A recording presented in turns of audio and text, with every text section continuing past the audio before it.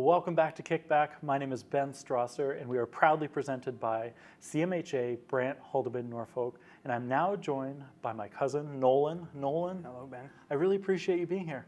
Yeah, thanks. In our fake living room at Up Yoga and Wellness. Yeah, it's good to be here.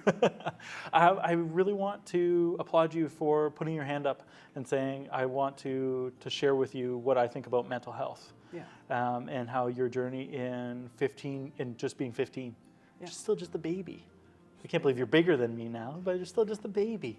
But I just wanted to highlight the fact that you said, yeah, I want to do this. I want to get in and chat and share. And so first, I'd just love to know what you think about mental health. Well, it all affects us differently. Like, for me, it's hard to focus and stuff. Like, when I'm in class, I like to do things that I can do hands-on. Right.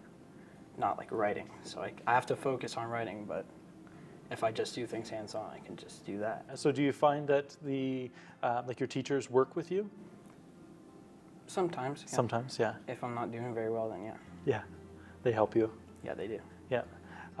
With autism, how does that, what do you think when you hear that word? I don't like it. I don't like that word being used to describe me, but I like to think of myself as a normal person. Right. Yeah. But at the end of the day, it's going to be used anyways. Well, and I think that there's a lot that's been changed around that specifically, right? And just that there's a lot more like the positivity around it, and just sharing the strengths that come with that. And I think that there's been a lot of work done to promote the fact that it can be a positive thing. Yeah, I'm glad nowadays that people accept it more. Right. Yeah. Well, and why shouldn't they, right? I mean, the skills that those individuals have to be able to share with the world and how they're able to look at things differently really is a benefit. So, and another thing that you wanted to talk about was the importance of medication. Oh, yeah. Can you share a little bit about how medication's helped you? It's helped me, like whenever I take medication before school, I'm in control of myself. I can do work. It allows you to focus, right? Yeah. Yeah. Does it help with those moments of time where you are thinking more along the lines of, like you said, we're sharing about how you like to be able to use your hands to be able, so it helps you be able to focus without requiring that? Yeah, that's why my favorite class is construction. Right. My friends are there and I like to build. Right, and I think it's so great like to be able to understand what your strengths are. That helps really shape you and where you want to be and where your time can be best served. Sometimes people can look at medication negatively. Like there's stigmas that surround that, where people think, oh, somebody's on medication, that's not a good thing. But in your experience, it's been positive, right? Yeah, very positive. Yeah. So for somebody maybe that is experiencing the things but a little hesitant to utilize medication for maybe something they heard, what would you tell them? Worse when you're off medication, trust me. When you're not on medication, what does your brain feel like? I say things that I don't want to say. And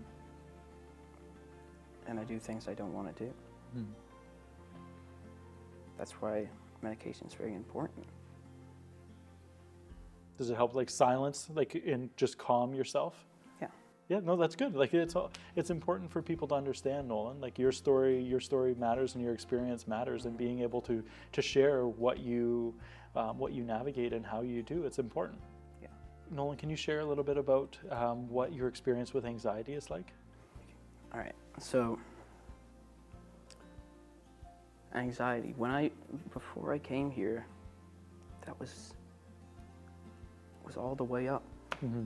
I was very anxious to be here. Right. I didn't know what was going to happen. I didn't know if I was going to do well. And anxiety affects a bunch of other parts of my life. I'm scared to go to school because I'm not very good in school. I don't have, well, I am kind of, but it's hard to work there. And it's hard to work because I'm worried what people will think of how I do.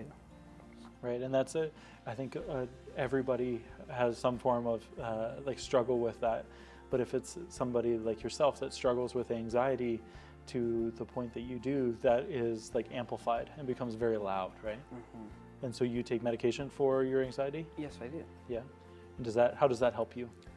It helps a little bit, I'd say. Like, when I take anxiety meds, it's easier to go to school, but I still have that feeling that I'm going to be judged for how I do. Right. But it helps with overthinking. It helps when you're worried to do things. Like going here, I took anxiety meds just before coming. Right. Well, so you think about what you just did, it's a huge thing. Yeah. Right? Like that's a big step, and the fact that you felt that fear and did it anyways is massive.